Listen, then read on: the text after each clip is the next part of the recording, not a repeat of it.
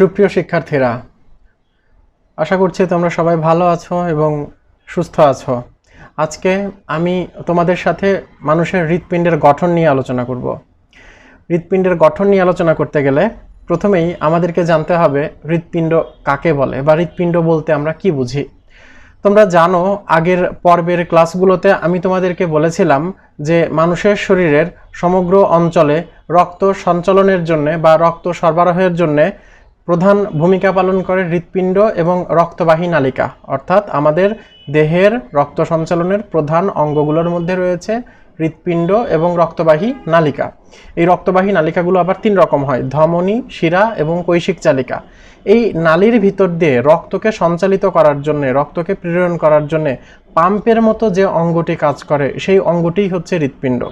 তোমরা জানো, যদি কোনো তরল পদার্থকে কোনো পাইপের মধ্য দিয়ে পরিচালিত করতে হয় তাহলে কিন্তু তাকে বাইরে থেকে কোনো একটা যন্ত্রের মাধ্যমে বা কোনো একটা বলের মাধ্যমে তরল পদার্থটাকে প্রবাহিত করতে হয়। তো আমাদের দেহের ভিতরেও যে রক্ত রয়েছে, যে তরল পদার্থটি রয়েছে, এই তরল পদার্থকেও আমাদের দেহের ভিতর দিয়ে সঞ্চালিত করার জন্য বা রক্তনালীর ভিতর দিয়ে সঞ্চালিত করার জন্য একটা অঙ্গ দরকার, যেই অঙ্গটা এই পাম্পের মতোই কাজ করবে। এই অঙ্গটা সারা জীবন আমাদের দেহের ভিতরে সংকোচন এবং প্রসারণ করে এবং এই সংকুচিত প্রসারিত অবস্থায় রক্তনালীর মধ্য দিয়ে রক্ত সঞ্চালিত বা প্রেরণ করে। এই অঙ্গটিই হচ্ছে হৃৎপিণ্ড। তাহলে হৃৎপিণ্ড কাকে বলে এই প্রশ্ন যদি আসে, বা হৃৎপিণ্ড বলতে তুমি কি বোঝো, এই প্রশ্ন যদি আসে তাহলে আমরা কি বলতে পারি? তাহলে আমরা বলবো, রক্ত সংবহন তন্ত্রের যে অঙ্গটি পাম্পের মতো সংকোচন ও প্রসারণের মাধ্যমে সারা দেহে রক্ত সংবহন করে সেটি হচ্ছে হৃৎপিণ্ড। আবার খেয়াল করো, হৃৎপিণ্ড কাকে বলবো? রক্ত সঞ্চালনের জন্য যে অঙ্গটি পাম্পের মতো সংকোচন ও প্রসারণের মাধ্যমে সারা দেহে রক্ত সংবহন করে সেটিই হচ্ছে হৃৎপিণ্ড।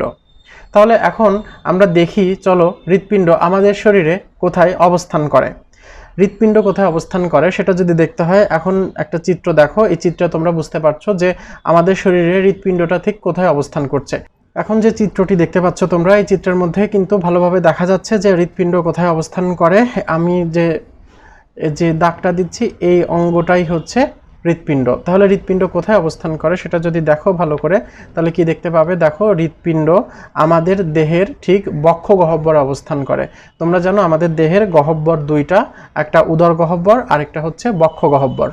উদর গহ্বর এবং বক্ষ গহ্বরকে পৃথক করে রাখে একটা পর্দা, এই পর্দাকে বলা হয় ডায়াফ্রাম। এটা যদি বক্ষ হয় আর এটা যদি উদর হয়, এই উদর গহ্বর এবং বক্ষ গহ্বরকে পৃথক করে রাখে এইরকম মাঝখান দিয়ে একটা পর্দা, এই পর্দাকে বলা হয় ডায়াফ্রাম। তাহলে ডায়াফ্রামের উপরে বক্ষ গহ্বরের ভিতরে আমাদের যে হৃৎপিণ্ড আছে সেই হৃৎপিণ্ড অবস্থান করে। কিন্তু ভালো করে যদি খেয়াল করো, বক্ষ গহ্বরের ভিতরে ঠিক কোথায় হৃৎপিণ্ডটা অবস্থান করছে? বক্ষ গহ্বরের ঠিক মাঝখানে। আমরা যদি বক্ষ গহ্বর বরাবর দাগ দিই তাহলে বক্ষ গহ্বর বরাবর যদি দাগ দিই তাহলে দেখো বক্ষ গহ্বরের ঠিক মাঝখানে হৃৎপিণ্ড অবস্থান করে। ঠিক মাঝখান থেকে সামান্য একটু বামে আমাদের হৃৎপিণ্ড অবস্থান করে। হৃৎপিণ্ডটাকে যদি দেখা যায় তাহলে হৃৎপিণ্ড কিন্তু ত্রিকোণাকার। তোমরা দেখতে পাচ্ছ চিত্রে, বা আমি যদি আরেকটু বড় করে দেখাই, দেখো হৃৎপিণ্ডটা কিন্তু ত্রিকোণাকার হয় এবং হৃৎপিণ্ড আমাদের বক্ষ গহ্বরে ঠিক মাঝামাঝি অবস্থান করে। তবে এর কোণার অংশ যেটা আছে, এই কোণার অংশটা একটু বাম দিকে ঘেঁষে অবস্থান করে, যে কারণে আমরা বলতে পারি হৃৎপিণ্ড আমাদের বক্ষ গহ্বরের মাঝখানে সামান্য বামে অবস্থান করে। এই হৃৎপিণ্ডটাকে যদি আমরা পরিমাপ করি, তার ভর যদি পরিমাপ করি তাহলে দেখা যায় হৃৎপিণ্ড কিন্তু প্রায় 300 গ্রাম ভরের হয়ে থাকে। এবং এই হৃৎপিণ্ডটাকে যদি আমরা দৈর্ঘ্য বরাবর মাপি, এই দৈর্ঘ্য বরাবর যদি আমরা হৃৎপিণ্ড মাপি তাহলে দৈর্ঘ্য বরাবর হৃৎপিণ্ডকে দেখা যায় যে দৈর্ঘ্য বরাবর হৃৎপিণ্ড প্রায় 12 সেন্টিমিটার লম্বা হয়ে থাকে। আর হৃৎপিণ্ডর যদি আমরা প্রস্থ দেখি, এই প্রস্থ বরাবর হৃৎপিণ্ড প্রায় 9 সেন্টিমিটার হয়ে থাকে। আশা করছি তাহলে তোমরা বুঝেছো হৃৎপিণ্ড কোথায় থাকে এবং হৃৎপিণ্ডের আকৃতি কীরকম। আচ্ছা, আরেকটা জিনিস খেয়াল করো যে হৃৎপিণ্ডটা কিন্তু দেখতে কীরকম হয়? লাল রঙের হয়, লাল রঙের বা খয়েরি রঙের হৃৎপিণ্ড হয়, যেটা ত্রিকোণাকার হয়। তাহলে আশা করছি তোমরা হৃৎপিণ্ডের গঠন কি এটা সবাই পারবে। এরপরে আমাদেরকে দেখতে হবে কি? এরপরে আমাদেরকে দেখতে হবে হৃৎপিণ্ডের গঠন দেখার জন্য এর পরের চিত্রটার দিকে একটু দেখো তোমরা। এই চিত্রে কিন্তু হৃৎপিণ্ডের গঠনটা মোটামুটি দেখা যাচ্ছে। আমি একটু জুম করে তোমাদের দেখাই। এটা হচ্ছে আমাদের হৃৎপিণ্ডের প্রস্থচ্ছেদ।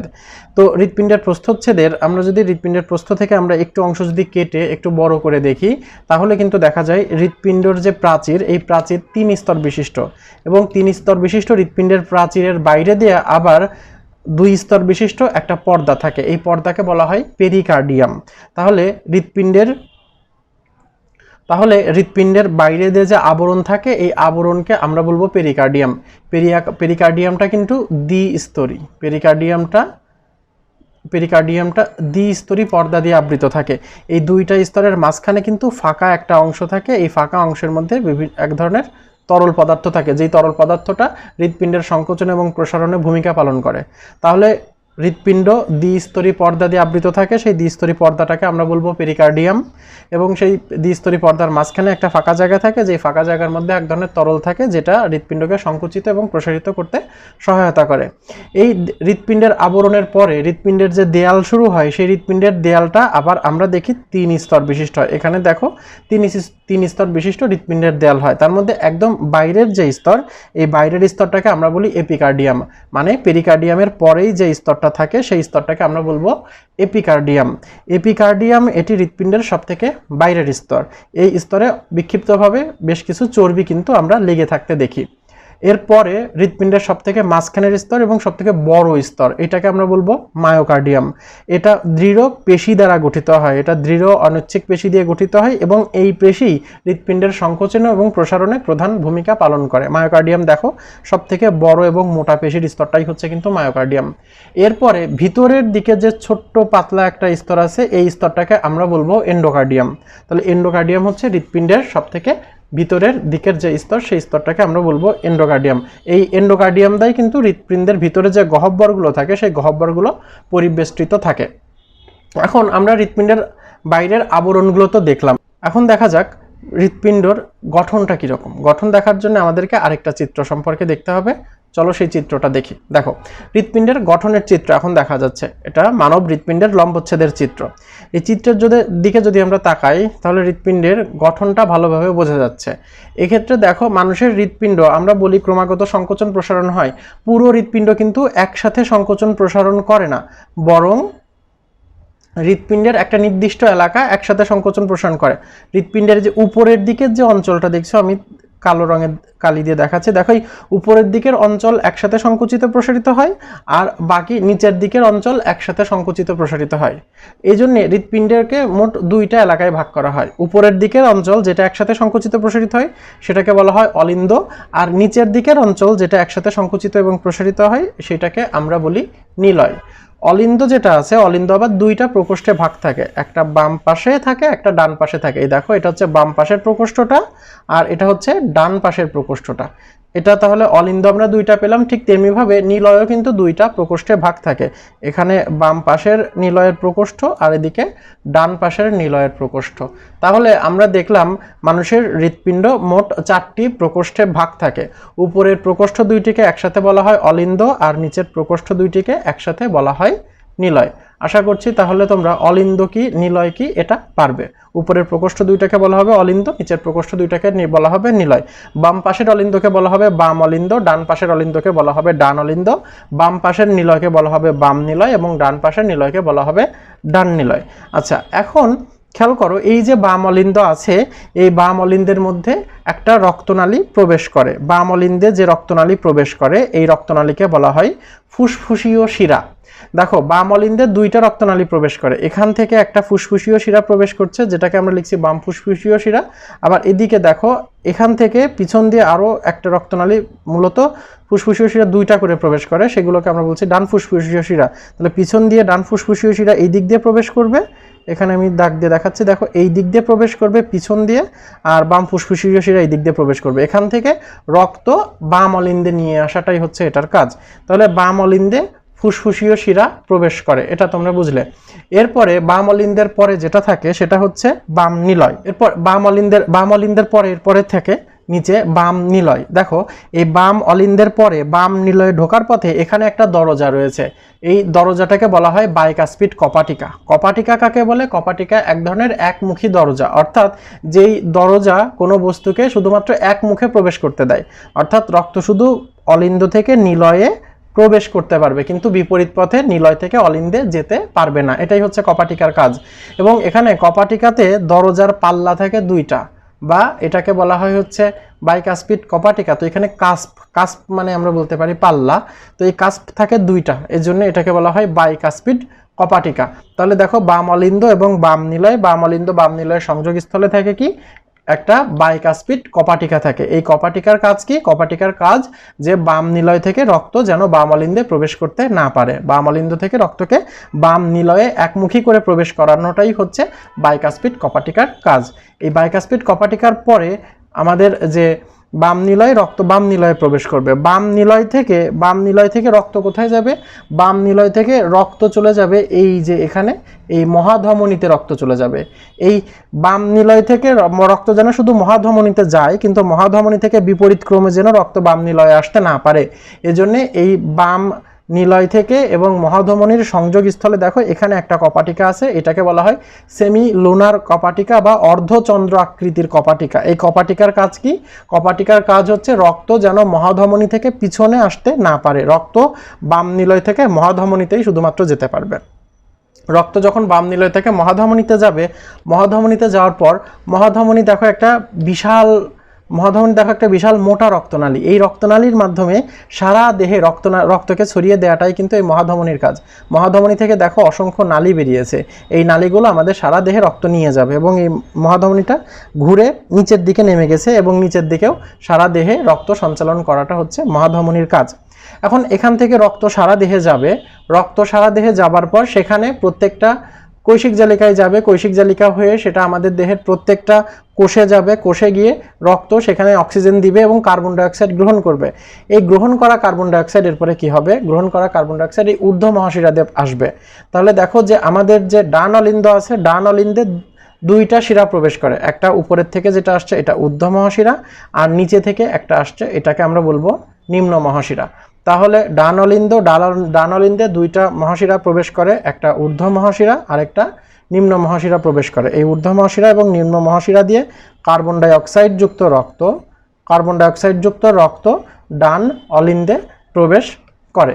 ডান অলিন্দের পরে যেটা রক্ত যাবে কোথায়? ডান অলিন্দের পরে রক্ত যাবে ডান নিলয়ে। এই ডান অলিন্দ থেকে রক্ত যখন ডান নিলয়ে যাবে, এটাও একটা দরজা ভেদ করে আসে। এই যে দরজাটা দেখছো এই মাংসপেশি যুক্তদের আবৃত, এই দরজাটাকে আমরা বলবো ট্রাইকাস্পিড কপাটিকা, কারণ এখানে তিনটা দরজার পাল্লা থাকে বা তিনটা কবাট থাকে আমরা বলতে পারি, এর জন্য এটাকে বলা হয় ট্রাইকাস্পিড কপাটিকা। কাস্প বা দরজার কপাটের মতো থাকে এখানে, এই জন্য এটাকে আমরা বলবো ট্রাইকাস্পিড কপাটিকা। তাহলে ডান অলিন্দ এবং ডান নিলয়ের সংযোগস্থলে ট্রাইকাস্পিড কপাটিকা থাকে। ট্রাইকাস্পিড কপাটিকার কাজ কি? ট্রাইকাস্পিড কপাটিকার কাজ যেন রক্ত ডান অলিন্দ থেকে কেবলমাত্র ডান নিলয়ে প্রবেশ করতে পারে, কিন্তু বিপরীত ক্রমে ডান নিলয় থেকে ডান অলিন্দে প্রবেশ করতে না পারে। এরপরে যেটা আছে সেটা দেখো, যে এরপরে যেটা আছে সেটা হচ্ছে ডান নিলয় থেকে রক্তের পরে যাবে কোথায়? ডান নিলয় থেকে এই দেখো এইখান দিয়ে রক্ত চলে যাবে কোথায়? ফুসফুসীয় ধমনীতে। তাহলে ডান নিলয় থেকে ফুসফুসীয় ধমনী নির্গত হয়। এই ফুসফুসীয় ধমনী একটা বাম ফুসফুস আর একটা ডান ফুসফুসে রক্ত নিয়ে যাবে। তো এই ফুসফুসীয় ধমনীতে রক্ত যাওয়ার সময় ফুসফুসীয় ধমনী থেকে রক্ত যেন আবার বিপরীত ক্রমে ফিরে আসতে না পারে, এই জন্য কি করা হয়? ফিরে আসতে না পারার জন্য এখানে দেখো অর্ধচন্দ্র আকৃতির, এই যে এখানে অর্ধেক চাঁদের মতো একটা কপাটিকা আছে, এই অর্ধচন্দ্র আকৃতির কপাটিকাকে আমরা বলি কি? Semi lunar কপাটিকা।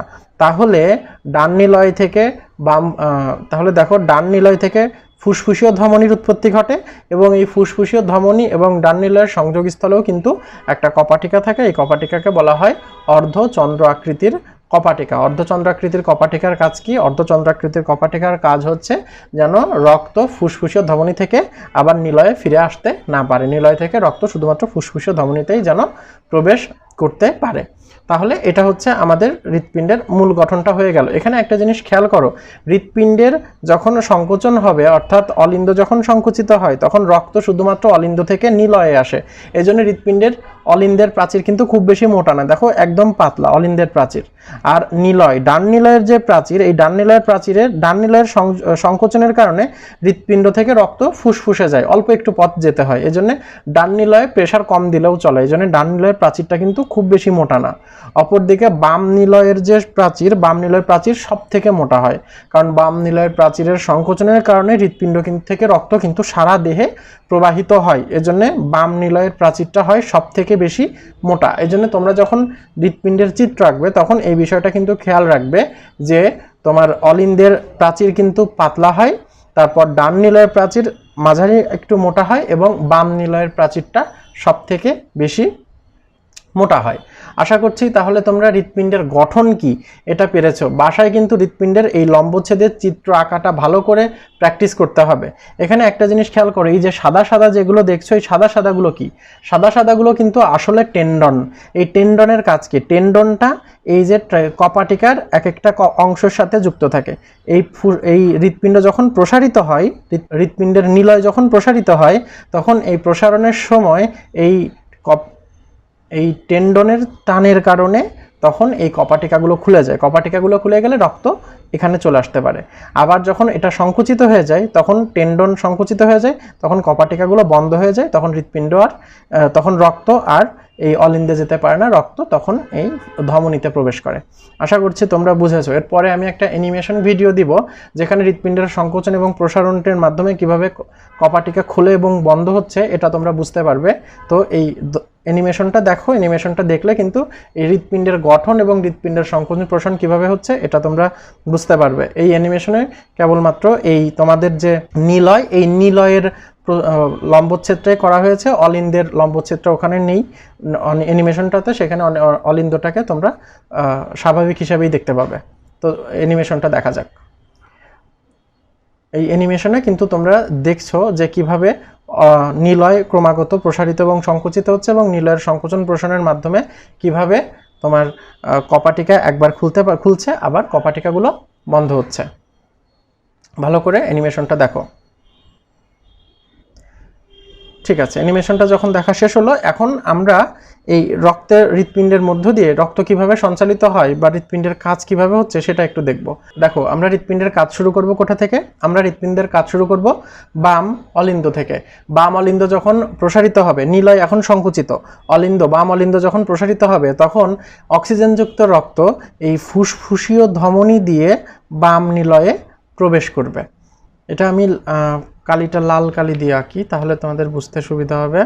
দেখো, যখন আমাদের যে অলিন্দ আছে, বাম অলিন্দ যখন প্রসারিত হয়, তখন ফুসফুস থেকে অক্সিজেনযুক্ত রক্ত, যেটাকে আমি লাল রং দিয়ে বোঝাচ্ছি, এই ফুসফুস থেকে অক্সিজেনযুক্ত রক্ত বাম নিলয়ে প্রবেশ করবে। বাম নিলয়ে ফুসফুস থেকে অক্সিজেনযুক্ত রক্ত এসে প্রবেশ করার পর এটাকে আমি প্রথম অবস্থান দিচ্ছি, 1 নং 1 দিয়ে বোঝাচ্ছি।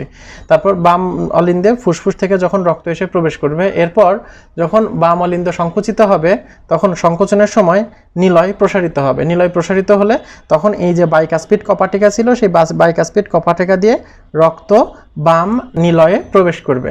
রক্ত যখন বাম নিলয়ে প্রবেশ করবে, এখানে তাহলে আমরা 2 দিয়ে এটাকে আমরা বোঝাতে পারি, রক্ত বাম নিলয়ে প্রবেশ করবে। এরপর বাম নিলয়ে প্রবেশ করার পর যখন আবার নিলয়টা কি হবে? নিলয় সংকুচিত হবে। নিলয় সংকুচিত হলে এখান থেকে কপাটিকা বন্ধ হয়ে যাবে, তখন রক্ত যাবে কোথায়?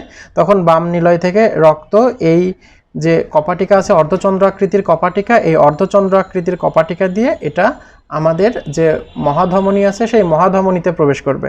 তাহলে অর্ধচন্দ্র আকৃতির কপাটিকাকে আমরা 3 নম্বর অবস্থানে লিখতে পারি, আর মহাধমনী যেটা আছে সেটাকে আমরা 4 নম্বর অবস্থানে লিখতে পারি। তাহলে মহাধমনী দিয়ে রক্ত যাবে এবং এই রক্তটা সারা দেহে ছড়িয়ে পড়বে। সারা দেহে ছড়িয়ে পড়ার পরে তারপরে কি হবে? সারা দেহের মধ্যে রক্ত গেল, সেখানে কৈশিক জালিকাতে যাবে, কৈশিক জালিকার মাধ্যমে প্রত্যেকটা কোষে যাবে, যাবার পর কোষে অক্সিজেন ব্যবহৃত হবে, ব্যবহৃত হয়ে শ্বসন হবে, সেই শ্বসনের ফলে উৎপন্ন হবে কি? Carbon dioxide. এরপরে এই কার্বন ডাইঅক্সাইড যুক্ত রক্ত যেটা কিনা হয়ে যাবে কি?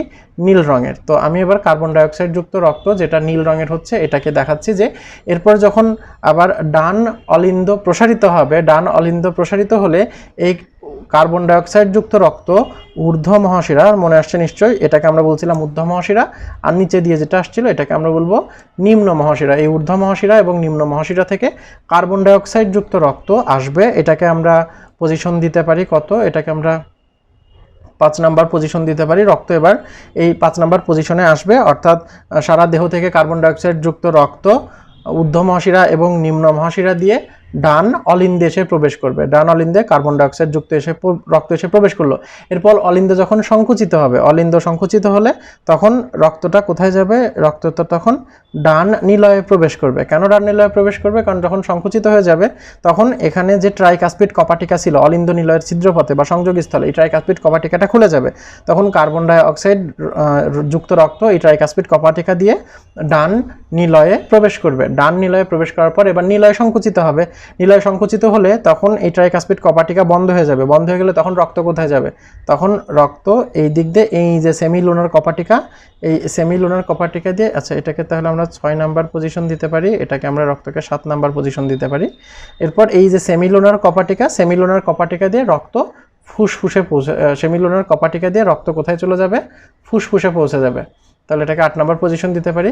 এটাকে বলা হবে ফুসফুসীয় শিরা। এই ফুসফুসীয় শিরার মাধ্যমে রক্ত ফুসফুসে যাবে। ফুসফুসে যাওয়ার পর সেখান থেকে আবার কার্বন ডাইঅক্সাইড ত্যাগ হবে এবং অক্সিজেন গৃহীত হবে। সেই অক্সিজেনযুক্ত রক্ত আবার এভাবে বাম অলিন্দে প্রবেশ করবে। বাম অলিন্দ থেকে বাম নিলয় থেকে আবার সারা দেহে যাবে। সারা দেহ থেকে আবার সেটা ঊর্ধ্ব মহাশিরা এবং নিম্ন মহাশিরা দিয়ে পরবর্তীতে আবার ডান অলিন্দ প্রবেশ করবে। ডান অলিন্দ থেকে ডান নিলয় থেকে আবার ফুসফুস।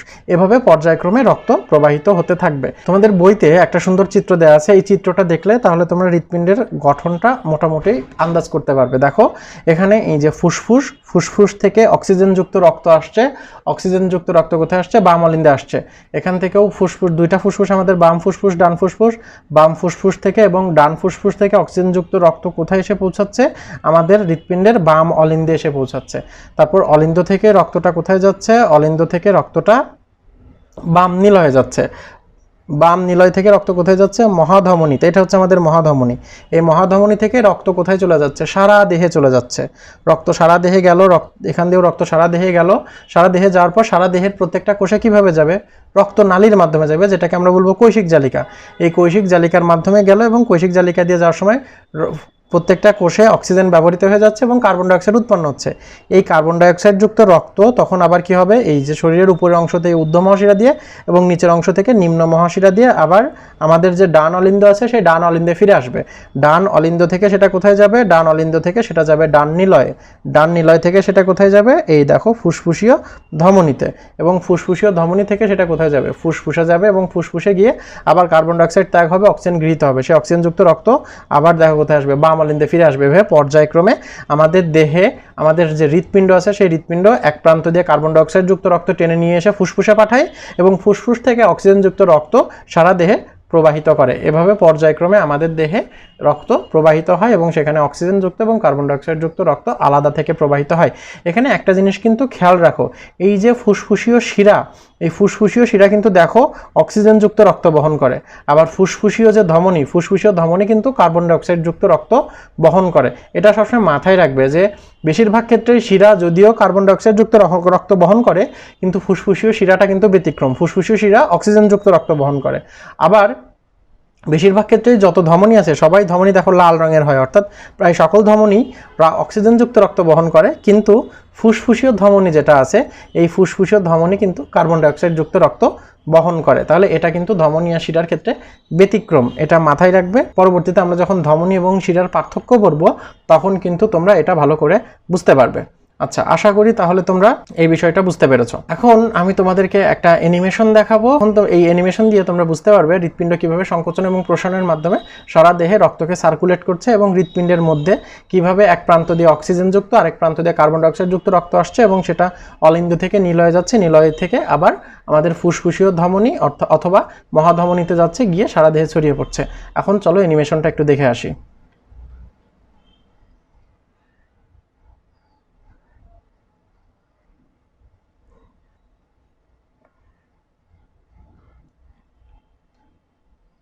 আশা করছি অ্যানিমেশনটা সবাই দেখেছো, দেখে কিভাবে হৃৎপিণ্ডের মধ্যে দিয়ে রক্ত সঞ্চালিত হয় এটা ভালো করে বুঝেছো।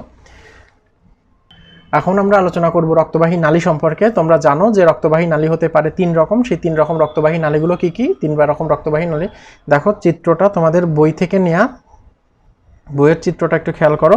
রক্তবাহী নালী যেটা আছে, রক্তবাহী নালী হতে পারে 3 রকম। সেই 3 রকম কি কি? ধমনী, শিরা এবং কৈশিক জালিকা। ধমনী যেটা আছে, ধমনী হচ্ছে সেটাই, অনেকে বলো ধমনী হচ্ছে যেই রক্তনালী দিয়ে অক্সিজেনযুক্ত রক্ত পরিবাহিত হয় তাকে বলা হয় ধমনী, আর যেই রক্তনালী দিয়ে কার্বন ডাইঅক্সাইড যুক্ত পরিবাহিত হয় তাকে বলে শিরা। এটা কিন্তু ভুল কনসেপ্ট, এটা যে ধমনী এবং শিরা নির্ধারিত হয় না। ধমনী বলা হয় হৃৎপিণ্ড থেকে যেটা রক্ত দেহের দিকে নিয়ে আসে সেটাকে বলা হয় ধমনী। তাহলে ধমনী কাকে বলবো? হৃৎপিণ্ড থেকে সারা দেহে রক্ত নিয়ে যায় সেটাকে বলা হয় ধমনী। যেমন তোমরা এখন এই চিত্রটাতে দেখো যে হৃৎপিণ্ড থেকে যেগুলো সারা দেহে রক্ত নিয়ে যাচ্ছে, হৃৎপিণ্ড থেকে যেটা সারা দেহে রক্ত নিয়ে যাচ্ছে এইটাকে আমরা বলবো, যেমন দেখো এখন এই চিত্রে দেখো হৃৎপিণ্ড থেকে রক্ত যেটা নিয়ে যাচ্ছে এইটাকে বলবো ধমনী। যেমন এটাকে আমরা বলছি মহাধমনী, আর আরেকটা হচ্ছে নিচের ফুসফুসীয় ধমনী, ফুসফুস থেকে রক্ত নিয়ে যাচ্ছে। তাহলে ধমনী কাকে বলবো? ধমনী বলবো যেটা হৃৎপিণ্ড থেকে রক্ত নিয়ে যায় তাকে আমরা বলবো ধমনী। আর শিরা কাকে বলবো? শিরা হবে ঠিক তার উল্টোটা। তোমরা এখন শিরাটা দেখো যে সারা দেহ থেকে রক্ত হৃৎপিণ্ডে ফিরিয়ে নিয়ে আসছে যেটা, সেটাকে আমরা বলছি শিরা। যেমন এখানে ঊর্ধ্ব মহাশিরা, নিম্ন মহাশিরা, উপরের অংশ এবং নিচের অংশ থেকে রক্ত নিয়ে আসছে, এবং ফুসফুসীয় শিরা যেটা ফুসফুস থেকে অক্সিজেনযুক্ত রক্ত নিয়ে আসছে। তাহলে ধমনী কাকে বলে আর শিরা কাকে বলে আশা করছি পারবে। ধমনী বলবো আমরা যেই রক্তনালী হৃৎপিণ্ড থেকে সারা দেহে রক্ত নিয়ে যায় তাকে বলা হয় ধমনী, আর যেই রক্তনালী দেহ থেকে রক্তকে হৃৎপিণ্ডে ফিরিয়ে নিয়ে আসে তাকে বলা হয় শিরা। সচরাচর ধমনী অক্সিজেনযুক্ত রক্ত বহন করে, সচরাচর শিরা কার্বন ডাইঅক্সাইড যুক্ত রক্ত বহন করে, কিন্তু ব্যতিক্রম হচ্ছে ফুসফুসীয় শিরা এবং ফুসফুসীয় ধমনী। ফুসফুসীয় ধমনী কিন্তু কার্বন ডাইঅক্সাইড যুক্ত রক্ত বহন করে এবং ফুসফুসীয় শিরা কিন্তু অক্সিজেনযুক্ত রক্ত বহন করে। যাই হোক, ধমনী এবং শিরার মধ্যে আরও কিছু বেসিক পার্থক্য আছে। তার মধ্যে মিলটা দেখো যে ধমনী এবং শিরার 3 স্তর বিশিষ্ট হয়, কিন্তু 3 স্তরের ভিতরের স্তরটাকে বলা হয় টিউনিকা ইন্টারনা, মাঝেরটাকে বলা হয় টিউনিকা মিডিয়া, এবং একদম শেষেরটাকে বা শুরুর দিকের প্রথম যেটা হয় সেটাকে আমরা বলবো টিউনিকা এক্সটার্না। তাহলে প্রথমে মোটা যে স্তর বাইরে দিয়ে আবরণ টিউনিকা এক্সটার্না, মাঝেরটাকে বলবো টিউনিকা মিডিয়া, এবং একদম মাঝখানেরটাকে বলবো টিউনিকা ইন্টারনা। এই টিউনিকা ইন্টারনার ভিতরে যে গহ্বর থাকে সেই গহ্বরকে আমরা বলি লুমেন। শিরার ক্ষেত্রে দেখা যায় কি যে শিরার লুমেনটা কিন্তু অনেক বড় থাকে, আর ধমনীর লুমেনটা কিন্তু অনেক ছোট থাকে। এবং ধমনীতে আমরা কিন্তু কোনো কপাটিকা দেখি না, শিরাতে দেখো কপাটিকা লক্ষ্য করা যায়। তাহলে ধমনী কি শিরা কি এটা তোমরা বুঝবে। ধমনী শিরার একটা পার্থক্য আমাদেরকে জানতে হবে। চলো সেই ধমনী শিরার পার্থক্যটা একটু দেখে আসি। তাহলে ধমনী এবং শিরার পার্থক্য একটু দেখো যে ধমনীর উৎপত্তি এবং সমাপ্তিতে, এটা কিন্তু খুবই গুরুত্বপূর্ণ একটা প্রশ্ন, মাঝে মধ্যেই পরীক্ষায় আসে, এটা কিন্তু তোমাদেরকে ভালো করে শিখতে হবে। উৎপত্তি এবং সমাপ্তি দেখো, ধমনী হৃৎপিণ্ডে উৎপন্ন হয়, কৈশিক জালিকাতে শেষ হয়। অপরদিকে শিরা কৈশিক জালিকাতে উৎপন্ন হয়ে হৃৎপিণ্ডে সমাপ্ত হয়। রক্ত প্রবাহের দিকের ক্ষেত্রে ধমনীতে রক্ত প্রবাহ হয় হৃৎপিণ্ড থেকে দেহের দিকে, আর শিরাতে দেহ থেকে হৃৎপিণ্ডের দিকে রক্ত প্রবাহিত হয়। রক্তের প্রকৃতি, ধমনীতে সচরাচর অক্সিজেনযুক্ত রক্ত থাকে, শুধুমাত্র ব্যতিক্রম কোনটা? পালমোনারি ধমনী বা ফুসফুসীয় ধমনী। শিরাতেও সচরাচর কার্বন ডাইঅক্সাইড যুক্ত রক্ত থাকে, ব্যতিক্রম কোনটা? পালমোনারি শিরা বা ফুসফুসীয় শিরা। এবং ধমনীর প্রাচীর কিন্তু অনেক পুরু হয় এবং স্থিতিস্থাপক হয়, শিরার প্রাচীর কিন্তু কম পুরু এবং অস্থিতিস্থাপক হয়। ধমনীর লুমেনটা ছোট, একটু আগে কিন্তু আমরা চিত্রে দেখলাম, আর শিরার লুমেন বা মাঝখানের গহ্বরটা অনেক বড়। ধমনীতে কোনো কপাটিকা থাকে না, অর্থাৎ ধমনীর ভিতরে কোনো একমুখীকারী দরজা থাকে না। অপরদিকে শিরাতে কিন্তু কপাটিকা থাকে। ধমনী কিন্তু আমাদের দেহের গভীরে বিস্তৃত থাকে, অর্থাৎ আমরা সচরাচর আমাদের দেহে ধমনী দেখি না, কিন্তু উপরের দিকে আমরা অনেক রগ বলে যেটা প্রচলিত বাংলায় জেগে থাকতে দেখি, এগুলো কিন্তু আসলে মূলত শিরা দেখি। ধমনী আমাদের শরীরের ভিতরের গভীরে থাকে, এটা সচরাচর দেখা যায় না, অনেক জোরে চাপ দিয়ে তখন ধমনীকে বোঝা যেতে পারে। শিরা থাকে আমাদের দেহের পরিধির অংশে। এরপরে যেটা দেখা যায় সেটা হচ্ছে রক্তের চাপ। রক্ত সচরাচর ধমনীতে বেশি চাপ থাকে, শিরাতে রক্তের চাপ অনেক কম থাকে। এই জন্য দেখো যে আমাদের শরীরের কোনো অংশ যদি কেটে যায় উপরের দিকে, তাহলে কিন্তু সেখানে রক্তটা খুব দ্রুত বেরোয় না। কিন্তু যদি কখনো ধমনী কাটে, তোমরা এটা খেয়াল করে থাকবে, যখন মুরগি জবাই করে অথবা গরু জবাই করে, তখন তার প্রধান ধমনী যখন কাটে তখন ফিনকি দিয়ে তীরের মতো তীব্র বেগে কিন্তু রক্ত বেরিয়ে আসে, কারণ ধমনীতে রক্তের চাপ অনেক বেশি থাকে। তাহলে আশা করছি ধমনী শিরা কাকে বলে, ধমনী শিরার পার্থক্য কি, এটা সবাই পারবে। এরপরের অংশে আমরা রক্তচাপ এবং হৃৎপিণ্ডের বিভিন্ন রোগ সম্পর্কে পড়ব। সেই ভিডিওটা আগামীতে আমি আবার পাবলিশ করব। আজকের মতো এ পর্যন্তই। সবাই বাসায় নিজেদের পড়ালেখা চালিয়ে যাবে।